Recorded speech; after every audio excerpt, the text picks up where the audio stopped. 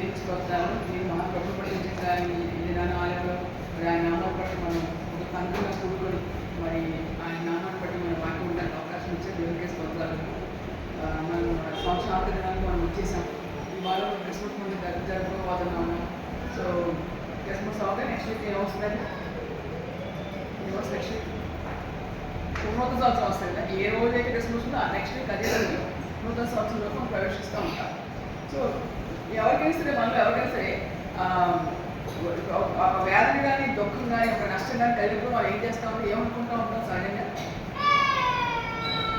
వ్యాధిని కానీ దుఃఖం కానీ కలిగినప్పుడు మనకి ఎటువంటి ఆలోచన వస్తుంది? నాకేందుకు వచ్చింది అనుకుంటామా?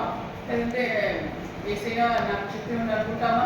లేకపోతే వాళ్ళు బాగానే ఉన్నారు మాకేందుకు వచ్చింది అనుకుంటాం? ఏమనుకుంటాం సహజంగా? చాలామంది ఏంటంటే వాళ్ళందరూ బాగానే ఉన్నారు నాకే వచ్చింది అనుకుంటూ ఉంటారు కదా. కానీ ఒక చిన్న బిడ్డ ఒక 2 years చేయి చూడండి, 2 సంవత్సరాల చిన్న బిడ్డ తల్లి కోపం వచ్చి ఒక దెబ్బ వేసినా కూడా ఏడ్చినా కూడా మళ్ళా ఆ బిడ్డ ఆ తల్లి దగ్గరికి వెళ్తారు, అవునా కదా?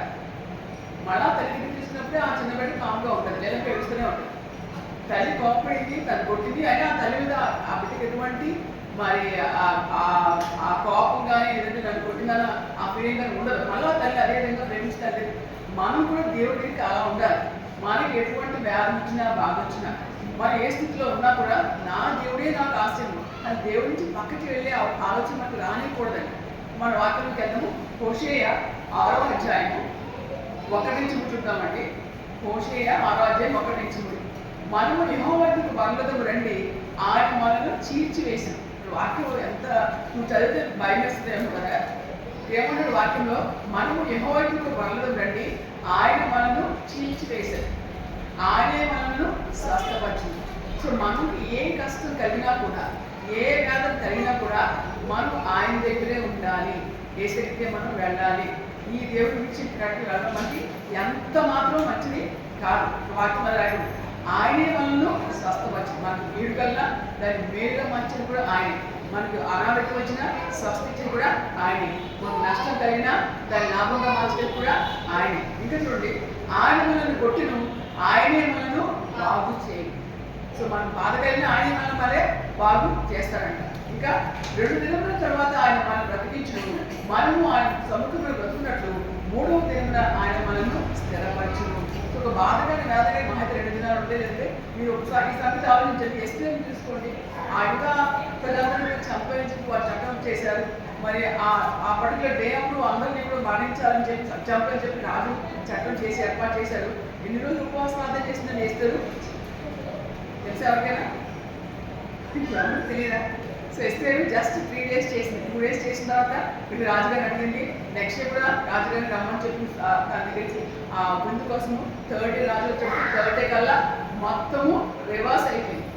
ఎవరినైతే చంపాలనుకున్నారో ఆ చంపాలని ప్లాన్ చేసిన వాళ్ళు చంపబడితే దేవుడు చేశాడు. కాబట్టి దేవుడి పట్ల విశ్వాసం నుంచి ప్రార్థన చేసినప్పుడు ఎటువంటి కార్యాలైనా దేవుడు మనకు అనుకూలంగా మంచి గొప్ప శక్తిగా దేవుడు మనం కలిగి ఉన్నాం.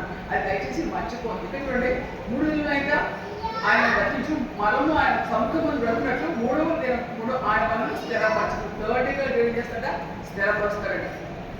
ఇంకా చూడండి 3వ వచనంలో, యెహోవాను గురించిన జ్ఞానం సంపాదించుకుంటూ రండి. మనం ఏం చేయాలంటే దేవుని గురించిన జ్ఞానం అంటే you must know what are who your God is. మీ దేవుడు ఎవరో మీరు తెలుసుకోవాలి.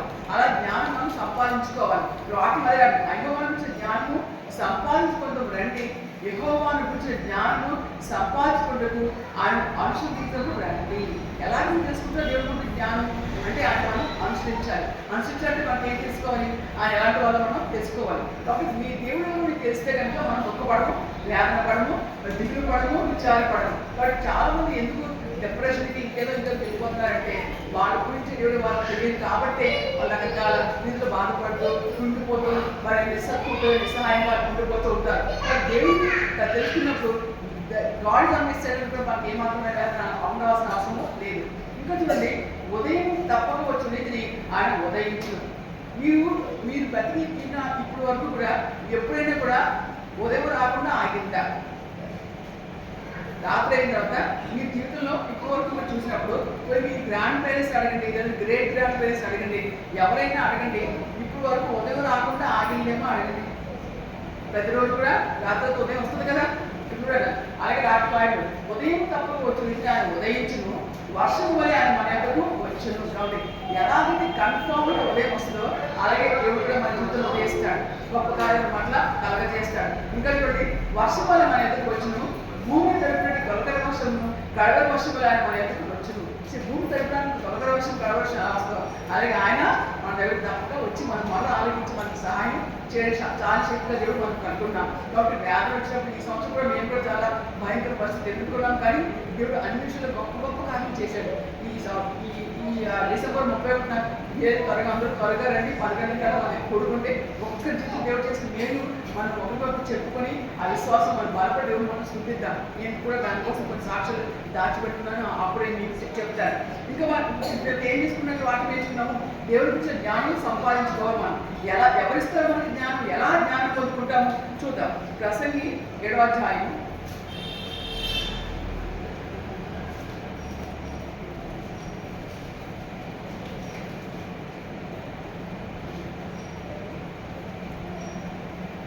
7వ అధ్యాయంలో 11 పైన చూద్దామండి. జ్ఞానము స్వాస్థ్యము ఉపయోగము, సూర్యుని కింద బ్రతుకువానికి అది లాభకరం. స్వాస్థ్యం అంటే హెరిడిటీ అనుకోవచ్చు మనం, అంటే ఒక వంశపారంపరంగా వచ్చేటువంటి గొప్ప గొప్ప స్వాస్థ్యం అంటారు కదా. అలాగే వాక్యం ఏంటంటే జ్ఞానము స్వాస్థ్యమంతా ఉపయోగము, ఇంకేమంటారు సూర్యుని కింద బ్రతుకువానికి అది లాభకరం. ఎవరికైతే జ్ఞానం ఉందో మన అమ్మ సూర్యుడి కింద బతుకున్నామా లేదా అంటే ఎవరైతే జీవితం ఉన్నారో సూర్యుడిగా వాళ్ళకి జ్ఞానం అంతా లాభకరం అంట. జ్ఞానము ఆశ్రయాస్పదము, ద్రవ్యము జ్ఞానం కూడా ఆశ్రయించాలి, ద్రవ్యం అంటే మనీ కూడా ఆశ్రయించాలి. అయితే జ్ఞానము దాన్ని పొందిన వారి ప్రాణము రక్షించును. మీకు ఎంత డబ్బున్నా మీ డబ్బులు మీ ప్రాణాన్ని సేవ్ చేయలేదు, కానీ జ్ఞానం కలిగి ఉంటే ఆ జ్ఞానం మీ ప్రాణాన్ని సేవ్ చేస్తారు. కాబట్టి మనం దేనికి ఇంపార్టెన్స్ ఇవ్వాలంటే జ్ఞానం కలిగి ఉంటే ఇంపార్టెన్స్ ఇవ్వాలి. అంటే వచ్చిన ధనాన్ని సద్వినియోగపరచుకోవడం కూడా కావాల్సిన జ్ఞానం ఎంతో అవసరం. కాబట్టి ఈ జ్ఞానం స్వాస్థ్యమంత ఉపయోగము. మనకు ఒక మంచి మనందరూ దేవుడి యొక్క సొత్తు, అలాగే దేవుడు మనకి స్వాస్థ్యము. కాబట్టి ఎలాగైతే ఆ స్వాస్థ్యం ఎంత ఉపయోగమో జ్ఞానం కూడా మనకు అంత ఉపయోగం, అది ఎంతో లాభకరం అంట. కాబట్టి జ్ఞానం ఎప్పుడు మన నిర్లక్ష్యము చేయకూడదు, చేస్తుంది మనకే నష్టం. అలాగే సామెతలు 2వ అధ్యాయము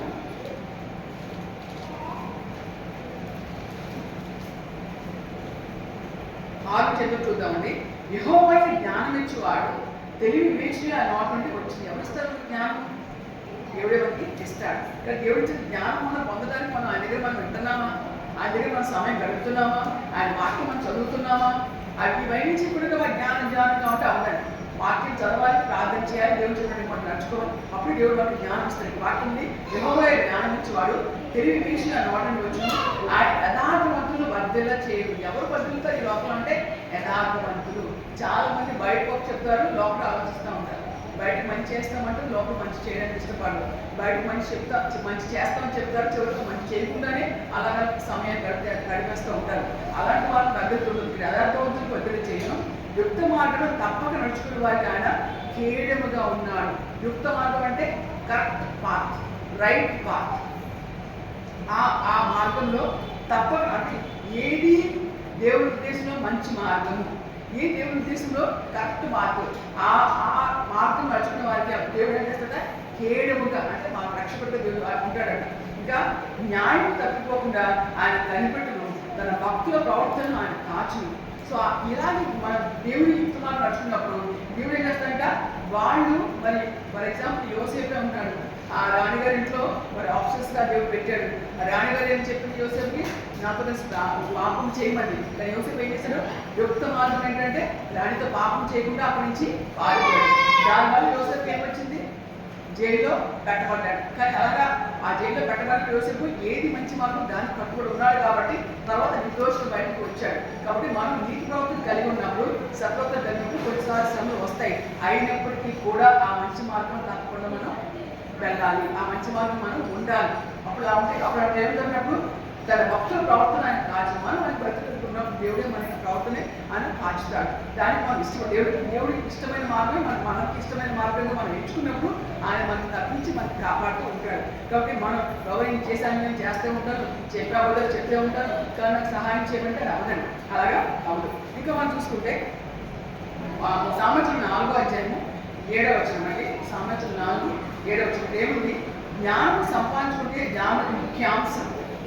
ఏంటి ద మెయిన్ ఇంపార్టెంట్ విజ్డమ్ అంటే జ్ఞానము సంపాదించుకుంటే జ్ఞానంకు ముఖ్యాంశము.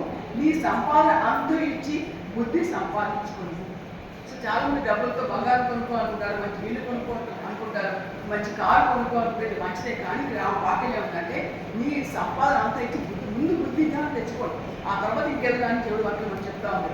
కాబట్టి మన మనీ అంతా పైలప్ చేసి ఇచ్చినా కూడా ఆ జ్ఞానంతో సరిపోదు. అంటే it is very very precious and important అది person to live a proper life as per the will of God. దేవుడు చిత్తానుసారం ఇచ్చేది మంచి చాలా ఉపయోగమై మనం అర్థం చేసుకోవాలి. ఇంకా ఈ ప్రవర్స్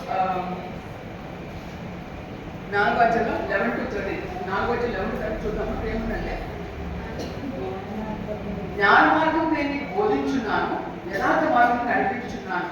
ఏమన్నా దేవుడు మన జ్ఞానానికి మనం ఇంపార్టెన్స్ ఇచ్చాడు. దేవుడు చెప్పే మార్గానికి మనం ఇంపార్టెన్స్ ఇచ్చినప్పుడు ఆయన చెప్పే బోధ మనకి నేను వింటాను. ఇంకా అప్పుడు దేవుడు ఏం చేస్తున్నాను? యథార్థ మార్గం నడిపించున్నాను. నేను నడిచినప్పుడు ఈ అడుగు మీరు కూడా పడదు. అంటే మనం నడిచే మార్గం మనం ఇంకా నష్టపోతాం కానీ మోసపోతాం కానీ మనకి జరగదు.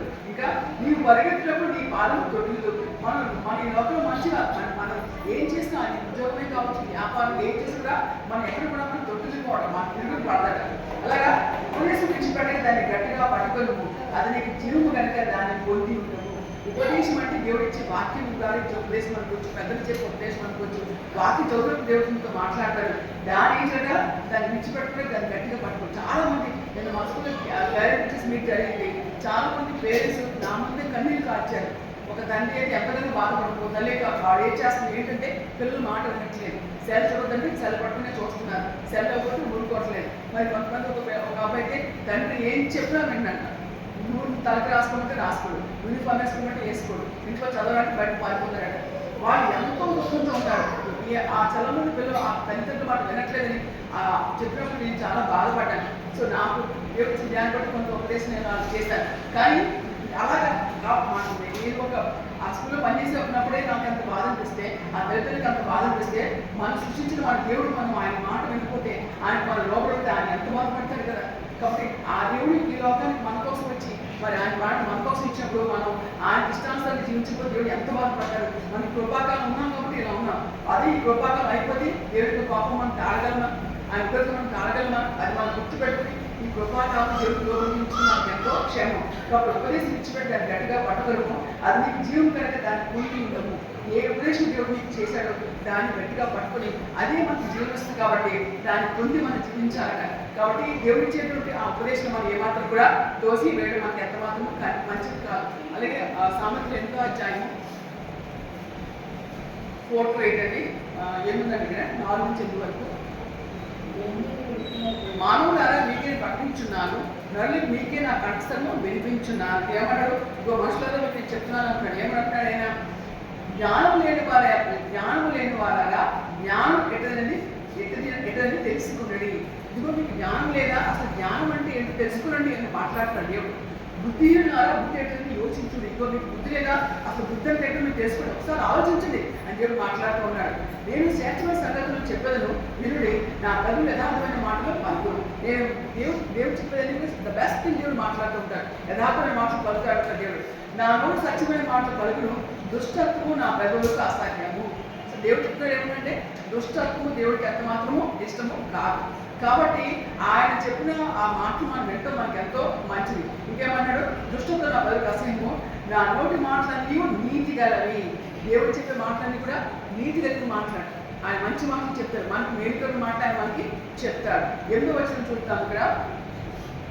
నా నోటి నీతి గలవి, వాటిలో మూర్ఖతను కుట్లేతను లేదు. సో దేవుడు చెప్పే మాటలో మూర్ఖత లేదట, కుట్లత అంటే కుట్లదంటే మీకు తెలుసు కదా. అంటే వాళ్ళ మనసు చాలా చాలా ద్వేషం పెట్టుకుంటారు. మరి మనకి ఏమాత్రం ఏజెంట్ ఇష్టపడరు.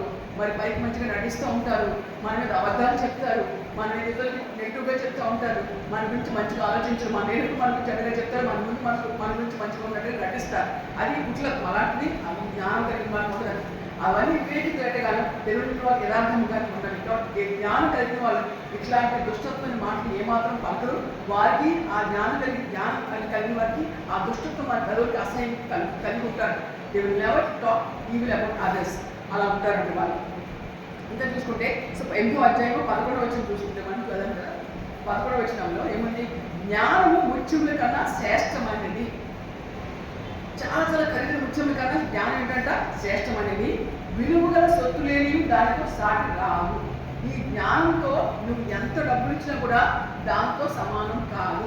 మీరు డబ్బుని జ్ఞానాన్ని కనుక కంపేర్ చేస్తే జ్ఞానమే విలువైనది డబ్బుల కన్నా. అది గుర్తుపెట్టుకోవాలి. కాబట్టి చూడు, వాక్యం ఏమిటి? విలువ గల సొత్తు లేని దాంతో సాటి కాదు. కాబట్టి జ్ఞానం కన్నా ధనం ఏమాత్రం గొప్పది కాదు. కాబట్టి దేవుడు ఇచ్చే జ్ఞానంలోనే మన భక్తులు మనకి ఎంతో శ్రేష్ట. జ్ఞానం మనకు జీవం ఇస్తుంది, మనకి పరలోకం ఇస్తుంది, దేవుడి పట్ల కలిగి జ్ఞానం ఇస్తుంది. కాబట్టి ఆ జ్ఞానం మనకు ఎంతో ఇంపార్టెంట్. ఇంకా అదే 8వ అధ్యాయం 17-18 వచ్చిన చూద్దాము. ఏముంది అక్కడ? నన్ను ప్రేమించు వారిని ప్రేమించున్నాను, నన్ను జాగ్రత్తగా వెతుకోవాలని కనుగొను. ఎవరైతే జ్ఞానం ప్రేమిస్తారో వాళ్ళ దేవుడు ప్రేమిస్తాడు. ఇంకేముంది? నన్ను జాగ్రత్తగా వెతుకోవాలి. వాళ్ళ జ్ఞానం పొందాలంటే జాగ్రత్తగా దేవుడు వెతకాలి. అలా వెతికినప్పుడు దేవుడు మనకు ఆ జ్ఞానం ఇస్తారు. ఆ జ్ఞానం మనం కనుగొంటాం. ఇంకా చూడండి, ఐశ్వర్య ఘనతయు స్థిరమైన కలిమియు నీతియు నాతో ఉన్నది. చాలా మంది లోపల ఏం కోరుకుంటారు? మంచి ఐశ్వర్యం కోరుకుంటారు, మంచి ఘనత కోరుకుంటారు, ఇంకా స్టేబుల్లో ఉండే వెల్త్ కోరుకుంటారు కదా. అవన్నీ ఇస్తా ఉంటున్నాడు దేవుడు. అవన్నీ జ్ఞానం కలిగిన వారికి ఇస్తా ఉంటున్నాడు దేవుడు. ఏమన్నారు? ఐశ్వర్యము, ఘనత, స్థిరమైన కలిమియు నీతియు నాతో ఉన్నారు. ఇంతకంటే what was you want as a human being? ఇంతకంటే కావాల్సింది ఏముందండి? కాబట్టి ఆ జ్ఞానం కలిగి నప్పుడు మనం ఇవన్నీ దేవుడు మనకి ఇస్తాడు. కాబట్టి మనం దేవుడు సరైన మనం నచ్చుకోవడం మనకి ఎంతో ఎంతో ఎంతో శ్రేష్టం. ఇంకా చూడండి, నేను బంగారం కంటే అపరించకంటేను నా వల్ల కలిగే ఫలము మంచిది. ఈ లోపల బంగారం కన్నా అపరించకంటే ఆ జ్ఞానం వల్ల వచ్చే ఫలము ఎంతో ఎంతో మంచిదంట. కాబట్టి దేనికి మనం ఇంపార్టెన్స్ ఇవ్వాలంటే డబ్బులు కాదు, ఇంకేదో కాదు, జ్ఞానానికి మనకి ఇవ్వాలి. ఆ జ్ఞానం దేవుడు మనకి ఐశ్వర్యం గ్రంథ స్థిరమైన కలిగిస్తానని దేవుడు మనతో మాట్లాడుతూ ఉన్నాడు. అలాగే సామెతలు 9వ అధ్యాయం 12వ వచనం చూద్దాము. సామెతలు 9:12 ఏముందంటే, నీవు జ్ఞానం లేక ఆ జ్ఞానం నీకే లాభకరమగును, నీవు అపాసించేలా దాని నీవే పరిపూర్ణలు. ఈ వాక్యం జాగ్రత్తగా మనకు కనుక జ్ఞానం కలిగి ఉంటే దానివల్ల మనకే లాభకరం. ఒకవేళ జ్ఞానాన్ని కనుక మనం పుణ్యమిస్తే దాని కూడా మనమే పాలించాలి. కాబట్టి దేవుడు మంచి మార్గం మన ముందు పెట్టాడు, చెడ్డ మార్గం మన ముందు పెట్టాడు. మంచి మార్గం ఎంచుకుంటే అది మనకు లాభకరము, చెడ్డ మార్గం ఎంచుకుంటే అది మనకే దాని పర్యవసానం మనమే భరించాలి. కాబట్టి ఎవరికైనా మనం చెప్పినప్పుడు వాళ్ళు మంచి మాటలు వినకుండా ఉన్నారంటే వాళ్ళు ఆ మంచి మాటలు విని వారి ప్రవర్తన సరి చేసుకుంటే మంచిది. లేదు మేము ఎలాగే ఉంటామంటే దానికి తగ్గట్టు వాక్యం కూడా ఉంది, చూపిస్తాను మీకు. సో 7-11 Proverbs 9:7-11 ఏముందంటే, అపహాసకులు బుద్ధి చెప్పువాడు తనకే నింద తెచ్చుకోడు. ఈ లోకంలో అపహాసకులు ఉంటారు. వాళ్ళు ఎంతసేపు ఎదుటివాళ్ళని విమర్శిస్తూ, ఎదుటివాళ్ళని అగౌరవంగా మాట్లాడుతూ, ఎదుటివాళ్ళని తక్కువ చేసి మాట్లాడుతూ ఉంటారు. ఇలాంటి మాటలు కనుక మనం బుద్ధి చెప్తే వాళ్ళు తిరిగి మనమే అంటారు. అపహాసాలను బాగా మనం బుద్ధి చెప్తే తిరిగి మనలో వాళ్ళు పాయింట్అవుట్ చేస్తూ ఉంటారు. ఇంకా భక్తులు గద్దించడానికి అవమానమే కలిగి, జ్ఞానం కలిగిన వ్యక్తి భక్తులు కనుక గద్దిస్తే వాళ్ళు తిరిగి అవమానిస్తారంట. వాళ్ళు యాక్సెప్ట్ చేయరు వాళ్ళ మిస్టేక్. అలా ఒకవేళ మనం కూడా పరిశీలన చేసుకోవాలి. అపహాసకులు గద్దించిన వాళ్ళను ద్వేషించు. ఈ అపహాసకులు కంటే ఇదిగో నువ్వు చేసే తప్పని చెప్తే అడిగేస్తాడా మన మీద ఎంతో ద్వేషాన్ని కనపరుస్తాడు, ఎంతో ద్వేషాన్ని నచ్చిపరుస్తాడట. కాబట్టి అది కూడా మనం గమనించుకోవాలి. ఇంకా చూడండి, జ్ఞానకరమైన గద్దింపుగా వాళ్ళను ప్రేమించాలి. జ్ఞానం కలిగిన వాడు పొరపాటు చేయడం కాదు, పొరపాటు చేసినప్పుడు వాళ్ళు కనుక మనం గద్దిస్తే వాళ్ళు చేస్తాడట, మనం ప్రేమిస్తాడు. కాబట్టి ఎదుటివాళ్ళకి మనం బుద్ధి చెప్పినప్పుడు, జ్ఞానం మాటలు చెప్పినప్పుడు వాళ్ళు కనుక మనం ద్వేషిస్తే వాళ్ళకి అపహాసలుగా ఉన్నట్టు, వాళ్ళు కనుక ప్రేమిస్తే వాళ్ళు జ్ఞానం కలిగి ఉన్నట్టు. మనకి ఎవరో మనం చెప్పినప్పుడు మనం కూడా ఇదిగో నీలో పొరపాటు ఉంది అని మనం చెప్పినప్పుడు మనం నేను జ్ఞానం కలిగి ఉంటే మనకు పొరపాటు చెప్పిన వారిని చెప్పిన మాట మనం గమనించుకుని మన ప్రవర్తన సరి చేసుకుంటే అది మంచి స్వభావం, దేవుడి ఇష్టపూర్వకంగా ఉన్నట్టు. కాబట్టి మనం ఎలా ఉంటున్నా కూడా మనం కూడా ఆలోచించుకోవాలి. ఇంకా చూడండి 9వ వచనము, జ్ఞానపరమైన ఉపదేశం చేయగా వాడు మరింత జ్ఞానం ఉంది. సో వాడు కొంచెం జ్ఞానం ఉంది, ఎక్కువ జ్ఞానం లేదు, కానీ వాడు ఉపదేశం చేసినప్పుడు ఇంకా ఎక్కువ జ్ఞానం వాడు సంపాదించుకుంటూ ఉంటాడు. నీతి గల వాడిని బోధ చేయగా వాడు జ్ఞానాభివృద్ధి ఉంది. ఈ నీతి కలిగిన వాడి కనుక మనం ఇదిగో ఇట్లా ఉండని మనం బోధ చేస్తే వాడు జ్ఞానంలో అభివృద్ధి పొందుతాడు. బట్ ఇలా మనం కూడా ఉపదేశాన్ని పొందాలి, మనం కూడా జ్ఞానాభివృద్ధి పొందాలి. మనం వాక్యం వినాలి, వాక్యం చదవాలి, దేవుడితో సమయం గడపాలి, ప్రార్థన చేయాలి. మరి ఇలా చేసినప్పుడు మనం కూడా జ్ఞానాభివృద్ధి పొందాలి. కాబట్టి ఈ మనం ఎదుటివాడు మనం గర్దిస్తుంటే మనం వాళ్ళని ద్వేషిస్తున్నామా, వాళ్ళు మనం అపాసిస్తున్నామా మనం గమనించుకోవాలి. కాబట్టి ఇది చేయడం వల్ల చాలా చాలా భయంకరం. జ్ఞానం అపాసిస్తే దాని ఫలం మీద పెంచే వాక్యంలో రాయబడింది. కాబట్టి మనం ఎలా ఉంటున్నాం. కాబట్టి మన బిడ్డలు పెంచేటప్పుడు తల్లిదండ్రులు కూడా చాలా జాగ్రత్తగా మరి ఆ బిడ్డలు ఎవరికైనా వచ్చినప్పుడు లోపడిపోతే ఉంటాం ఎంతో భయంకరం. దానికి అలా రాకముందే ముందు నుంచి తల్లిదండ్రులు వారి బిడ్డ గురించి పెద్దవాళ్ళు ప్రార్థన చేసి దేవుడు వారిని అప్పచెప్పి దేవుడి జ్ఞానంతో వాళ్ళు పెంచినప్పుడు ఆ కుటుంబంలో ఎంతో చక్కగా మంచి సమాధానం కలుగుతున్న వాళ్ళు ఉండడానికి అవకాశము ఉంది.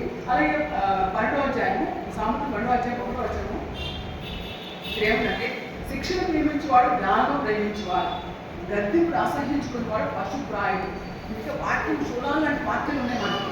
దేవుడు అంటే 2 చింతలకు అర్థమని వాక్యం కంపేర్ చేస్తూ ఉంటాడు. శిక్షను ప్రేమించేవాడు జ్ఞానం ప్రేమించేవాడు. చాలా మందికి ఇష్టం ఏంటంటే శిక్ష, పనిష్మెంట్ అంటే ఎవరికి ఇష్టం లేదు కదా. కానీ ఏముంది శిక్షణ ఒకవేళ కష్టం వచ్చినా కూడా ఆ కష్టాన్ని ప్రేమించేవాడు జ్ఞానం ప్రేమించేవాడు. అదే గద్దింపును అసహించుకున్నాడు పశుప్రాయుడు. ఎవరైనా గద్దిస్తే కనుక దాన్ని ఆ గద్దింపు నా వద్దు, దిద్దుబాటు నా వద్దు అనుకుంటే ఎలాంటి వాళ్ళ పశుప్రాయుడు అంటే ఒక పశువుతో వాళ్ళ సమానం. పుట్టక మంచి పుట్టకే కానీ వాళ్ళ జీవితం పశువులాగా ఉంటుందట. కాబట్టి అలాగా ఎవరు ఉండడం దేవుని కష్టం కాదు. కాబట్టి నిన్న దేవుడు మనతో మాట్లాడుతున్నాడు, మన శిక్షణ ప్రేమిద్దాము, గద్దింపుని ఆశ్రయించుకోకుండా మనం జీవించడం మనకి ఎంతో మంచిది. అదే 12వ అధ్యాయము 15వ వచనం చూడండి. మూడిని మార్పు వాడి దృష్టికి సరైనది, జ్ఞానం గలవాడు ఆలోచన. ఈ మూర్ఖత్వం కలిగిన వాళ్ళు మనం ఎంత చెప్పినా ఎప్పుడు వాళ్ళు ఏమంటారంటే నేను చేసేదే కరెక్ట్, నేను తెలుసుకుని మంచి మార్గం అని చెప్పి అంత మూర్ఖత్వం మూఢత్వంలో వాళ్ళు ఉంటారు. కానీ జ్ఞానం గల వాడికంటే మనం చెప్తే అవునా నిజమే నేను చేసిన కరెక్ట్ అనుకుంటాను కానీ కాదని చెప్పావు కదా నేను మార్చుకుంటాను అని జ్ఞానం గలవాడు అంటాడు. జ్ఞానం గలవాడు ఆలోచన అంగీకరించదు. సో జ్ఞానం కలిగిన వాడు కూడా పొరపాటు చేసే అవకాశం ఉంది కానీ మనం చెప్పినప్పుడు ఆలోచన అంగీకరించి వాడు కరెక్ట్ చేసి ఇంటికి వెళ్తాడు. మూడేళ్ళు వాడు ఏం చేస్తే నేను ఇలాగే ఉంటాను, నేను మార్పు చెందాను, చివరికి పర్యవసాయం ఏమవుతుంది మన నరకానికి వెళ్ళిపోతారు. కాబట్టి ఆ మూఢత్వం మొక్కత్వం వల్ల ఎంత మాత్రం ఉండడం మనకు మంచిది కాదు. సో అలాగే ప్రొవర్బ్స్ 14వ వచనము 1వ వచనం ఏమిటో చూద్దాము. జ్ఞానవంతురాలు తన ఇల్లు కట్టను, మూఢురాలు తన చేతులతో తన ఇల్లు ఓడ పెరుగును. ఇది జ్ఞానవంతురాలు తన ఇల్లు. ఒక కుటుంబం మంచిగా ఉండాలి, ఐక్యత సమాధానం ఉండాలంటే అందులో అందరూ జ్ఞానం కలిగిన వాళ్ళంటే చాలా బాగుంటుంది. అది పరలోకం చిన్న పరలోకమే ఆ కుటుంబం ఉన్నట్టుగా మనం చూడొచ్చు. అలా కాకుండా ఒక స్త్రీకి జ్ఞానం లేకపోయినా పురుషుడికి జ్ఞానం లేకపోయినా ఆ ఇల్లు చాలా ఇబ్బందిగా, ఆ కుటుంబం చాలా ఇబ్బందిగా ఉంటుంది. అందుకే వాటిని రాయాలంటే జ్ఞానవంతులో తన ఇల్లు కట్టును, మూఢురాలు తన చేతులతో తన ఇల్లు కూడా పెరుగుతుంది. కాబట్టి స్త్రీలను చాలా జాగ్రత్తగా ఉంటారు. స్త్రీ తన భర్తతో మంచి రిలేషన్ కలిగి ఉండాలి, భర్తతో మంచి రిలేషన్ కలిగి ఉండాలి, ఇరుగు పొరుగు మంచి రిలేషన్ కలిగి ఉండాలి.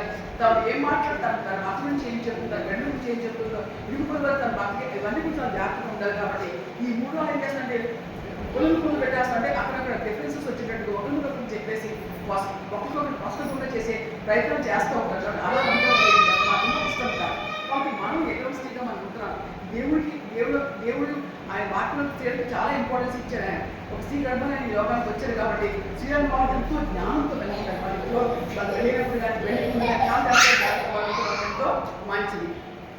అదే ప్రొవర్బ్స్ 14:16 నుంచి 18 చూద్దామండి. 16 ఏమిటంటే జ్ఞానం వాడు భయపడి కీడుని తొలగను, బుద్ధిగట్టి విరోధికి నిర్భయముగా తిరుగు. ఈ జ్ఞానం కలిగిన వాడు ఇదిగో నేను ఇట్లా వెళ్తే నాకు కీడు వస్తున్నప్పుడు ఇమీడియట్గా ఆ మార్పును వదిలేసి ఆ మార్పుని పక్కకు వచ్చేస్తాడు. అది బుద్ధిగట్టి ఏం చేస్తాడు, విరోధికి నిర్భయంగా వాడి ఎవరికి భయపడకుండా చాలా కేర్ ఫ్రీగా ఉంటాడు. ముందు నిర్భయంగా వెళ్తాడు, చెరుకు వాటి వాడుకుంటూ ఉంటాడు. 18 వచ్చిన కూడా చూద్దాము. జ్ఞానం లేని వారికి మూఢత్వమే శ్వాస చేయము. ఈ జ్ఞానం లేని వారు ఎలా ఉంటారంటే మూఢత్వము అంటే చాలా ముఖ్యంగా ఉంటారు. నేను ఇలాగే ఉంటాను, నేను ఇలాగే చేస్తాను, నేను ఇలాగే ఉంటాను అని చెప్పి చాలా వాళ్ళకి ఏమాత్రం మార్చుకోవడానికి ఇష్టపడకుండా ఉంటారండి. వాళ్ళు జ్ఞానం లేని వారు అన్నమాట. ఇంకా వీళ్ళు జ్ఞానం కిరీటముగా ధరించుకుంటారు. ఎవరైతే వీళ్ళు కలుగుతారో వాళ్ళ జ్ఞానాన్నే అంటే దేవుడు అంటే వాళ్ళు ఫస్ట్ ఇంపార్టెంట్ జ్ఞానం ఇస్తాడు. దేవుడు వాళ్ళు నిలబడతారు. వాళ్ళు కిరీటం కలిగి వ్యక్తులకి లోకంలో వాళ్ళు ఉంటారు. కాబట్టి మన శత్రుపేష కబడ్డీలో మనం చూసుకుంటే దేవుడు వాళ్ళు ఎంత శిక్షకి అనుమతించారంటే ఆ ముగ్గురిని తీసుకుని అగ్నిగోళం పడవేశారు. అయినప్పుడు కూడా వాళ్ళు ఏమాత్రమే భయపడదు. వాళ్ళు ఏమన్నారు ఆ రాజుగారితో, మా దేవుడు మమ్మల్ని రక్షించడానికి సమర్థులు, ఒక రక్షించకపోయినా మేము మాత్రం ఈ స్టాచ్యూకి మేము నమస్కారం కట్టమని చాలా కరెక్ట్గా దేవుడి కోసం వాళ్ళు నిలబడ్డారు. తర్వాత దేవుడు ఆవిడ గురించి వాళ్ళు బయట కనిపించారు కదా. బట్ మనం దేవుడికి ఏది మంచిదో దేవుడు ఏది దానికి మనం కంప్యూటర్ లోపల చూసినప్పుడు మన విషయం దేవుడే ఇన్వాల్వ్ అయ్యి మనకి కాపాడడానికి ఆయన చాలా శక్తివంతులు మనం కలిగి ఉన్నాం. సో ఇదంతా మనకి ఎవరిస్తారు మనకి జ్ఞానం మీకు డౌట్ కావచ్చు కదా. ఎలా పొందో జ్ఞానం మీకు డౌట్ వస్తే యాకోబు రాసిన పత్రిక 1వ అధ్యాయం 5-6 వచనం చూద్దాము.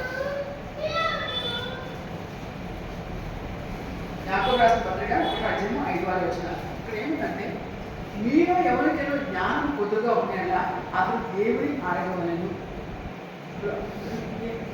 ప్రతి మనిషి కూడా డైలీ లైఫ్లో చాలా చాలా సిచ్యువేషన్స్ ఫేస్ చేస్తూ ఉంటారు, చాలా సందర్భాలు ఫేస్ చేస్తూ ఉంటారు. అలాంటప్పుడు ఈ సిచ్యువేషన్ ఎలా ఉంటారు, ఈ సిచ్యువేషన్ నేను ఎలా ఉంటాను మనకు అర్థం కాదు. మనం ఏంటి అంట, మీరు ఎవరికైనా జ్ఞానం కొద్దిగా ఉండేలా అతను దేవుని అడగవలను. దేవుడికి ముందు ప్రార్థన చేసుకోవాలి, దేవుడిని అడగాలి. అప్పుడు ఏమిటంటే అప్పుడు ఎవరికి అనుగ్రహింపబడు. ఎప్పుడు మనం దేవుడు ప్రార్థన చేసామో దేవుడు మనకి జ్ఞానం అనుగ్రహిస్తాడు. ఇంకా అది ఎవరిని తగ్గింపగా అందరికీ ధారాళంగా దయచేవాడు. సో దేవుడు జ్ఞానం అడిగినప్పుడు ఎవరికి దేవుడు తగ్గించడు, కానీ ఎవరికి దేవుడు ప్రార్థించారు జ్ఞానం కోసం అడిగారో అందరికీ ధారాళంగా దయచేశారు. సో ధారాళంగా అంటే అర్థం అబౌండెంట్ అంటే మనం అడిగిన దానికంటే ఉంచిన దానికంటే ఎక్కువగా దేవుడు మనకు దయచేస్తున్నాడు. కాబట్టి మనం ప్రవహించులకు జ్ఞానం ఇవ్వండి మనం అడిగినప్పుడు దేవుడు మనకి ధారాళంగా దయచేసిన వాటిలో అయితే అతను ఏమాత్రం సందేహింపగా విశ్వాసంతో అడగలను. నేను దేవుడి జ్ఞానం అడిగాను కదా ఆయన నాకు ఇచ్చడం లేదో అని మన డౌట్ పడకూడదు. ఏమాత్రం సందేహించుకున్నామనో అడగాలి.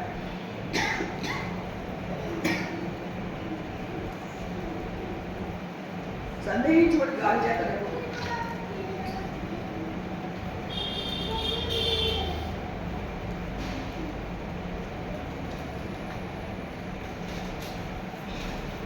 ఒకవేళ మనకు డౌట్స్ ఏమవుతుందంట, గాలి లేకపోతే సముద్రము తరంగము పోలి ఉంటుంది. సముద్రంలో తరంగాలు ఎలా ఉంటాయండి, ఇలా వస్తాయి, మన అంతా వెళ్ళిపోతాయి కదా. కాబట్టి మన డౌట్ ఉంటే అలా ఉంటుంది మన జీవితం. కాబట్టి అలా ఉండకుండా కాబట్టి దేవుని జ్ఞానం అడిగాను, ఆయన నాకు ఇచ్చాడు విశ్వాసంతో అయినప్పుడు ఆయన మనకి జ్ఞానం ఇస్తున్నప్పుడు మనం ప్రతి ఉదయం లెక్కనే ప్రభావ ఇద్దరు నాకు నేను ఎదుర్కొనే పరిస్థితులు నాకు ఈ జ్ఞానం ఇవ్వండి, నేను ఏ పరిస్థితి ఎదుర్కొని ఏ రకంగా సార్ ఈ జ్ఞానం ఇవ్వండి. మనం దేవుడు అడిగినప్పుడు ఆయన మనకి జ్ఞానం సమృద్ధిగా అనుగ్రహిస్తాడు. అలాగే మనం 46 కేంద్రంకి వెళ్దాం ఒకసారి. 46 ఎట్లా వచ్చిందండి, దేవుడు మనకు ఆశ్చర్యం దొరుకునే అన్నాడు. ఆపత్కాలం ఆయన నమ్మకూడదైన సహాయకుడు. మనకి ఆపత్కాలం వచ్చినప్పుడు మన దగ్గరలో మన బంధువులు కానీ మన మిత్రులు కానీ ఉండకపోవచ్చు, కానీ దేవుడు ఎప్పుడు మన తోడుగానే ఉంటాడు. కాబట్టి ఆపత్కాలం ఇబ్బందిగా వచ్చినప్పుడు ఆయన నమ్మకూడదైన సహాయకుడు. కాబట్టి ఆయన మనతో ఉన్నప్పుడు మనం ఎంత ఒంటరిగా ఉన్నా ఆయన మనకి సహాయం చేసి మనకు చూపిస్తారు. కాబట్టి ఆ జ్ఞానం మనం కలిగి ఉండాలి. God is with me in all times. ఆయన మనతో కూడా ఉన్నాడు. కాబట్టి నాకు ఆయన సహాయం ఆ జ్ఞానం కలిగి మనం ఉన్నప్పుడు మనం ఈ లోపల భయపడాల్సిన అవసరం అనేది లేదు. ఇక అదే అధ్యాయం మనం చూసుకున్నప్పుడు ఎన్నో వచ్చిన యెహోవా చేసే కారణం వచ్చి చూడండి, ఆయన భూమి మీద నాశనం కాల్చేవు. మన జీవితంలో ఏం జరుగుతున్నా దేవుని అనుమతి జరగదు. కాబట్టి నాకేంటి ఇలా అయిపోయింది ఇలా అయిపోయింది ఇలా అయిపోయింది మనం బాధపడే కన్నా ప్రభావ ఈ పరిస్థితిలో నన్ను అనుమతించావు, నీకు వందనాలు, నేను ఏ రకం నుంచో నాకు సహాయం చేయండి, ఈ ఇబ్బంది నుంచి నేను బయట రావాలి, ఆ సహాయం మనం దేవుడితో ఆయన మనకు సహాయం చేస్తాడు. ఇంకా 11 చూసుకుంటే చంద్రుడికి యెహోవా మనకు తోడే ఉన్నాడు, యాకోబుకు దేవుడు మనకు ఆశ్రయమే ఉన్నాడు. ఆయనే మనకు తోడు, ఆయన మనకు ఆశ్రయం. కాబట్టి ఇంత గొప్ప దేవుడిని మనం తెలుసుకున్నాం. కాబట్టి ఆ దేవుడి సహాయం మీరు ఎవరైనా నేను ఇప్పుడు దేవుడి సహాయం పొందలేదు అన్న వాళ్ళు ఉన్నారండి. మీలో ఎవరైనా ఇది ఇప్పటివరకు దేవుడి సహాయం పొందలేదు అన్న వాళ్ళు రైట్ చేస్తారు, చేతులు పైకెత్తారా? సో ప్రతి ఒక్కరు కూడా ఏదో ఒక సందర్భంలో అన్ని సందర్భాల్లో దేవుడి సహాయం మనం పొందాం కదా. కానీ మనం ఆయన నమ్మకస్తుగా మనం ఉండాలి. మనం నమ్మలేని వాళ్ళు కాదు, కానీ ఆయన ఇప్పుడు మనకు నమ్మలేని వాళ్ళని అనుకుంటున్నాడు. కాబట్టి వాటిలో పెడితే చదువులకు ఏమో మనకు తోడే ఉన్నాడు, వ్యాపారం దేవుడు మనకు ఆయనే మనకు ఆయన మనకు ఆశ్రయం. అది గుర్తుపెట్టుకుని దేవుడి జ్ఞానం అడిగి ఆయన జ్ఞానంతో ముందుకెళ్ళండి. ఈ సంవత్సరం ఆల్మోస్ట్ అయిపోయింది. ఇంకా కమింగ్ వచ్చే సంవత్సరం కోసం ఎప్పుడు దేవుడిని అడగండి, ప్రభా వచ్చే సంవత్సరం ఏ రకంగా ప్రతి నాకు జ్ఞానం ఇవ్వండి, నేను ఏ రకంగా కొత్త సంవత్సరం వరకు సిద్ధపడకుండా జ్ఞానం ఇవ్వండి. ఆ దేవుడిని అడగండి, ఆయన నుంచి జ్ఞానం పొందుకోండి. ఆయన జ్ఞానంతో మన అందరూ ఆశీర్వాదంతో శాంతితో సమాధానం దేవుడు మన కలిగించింది.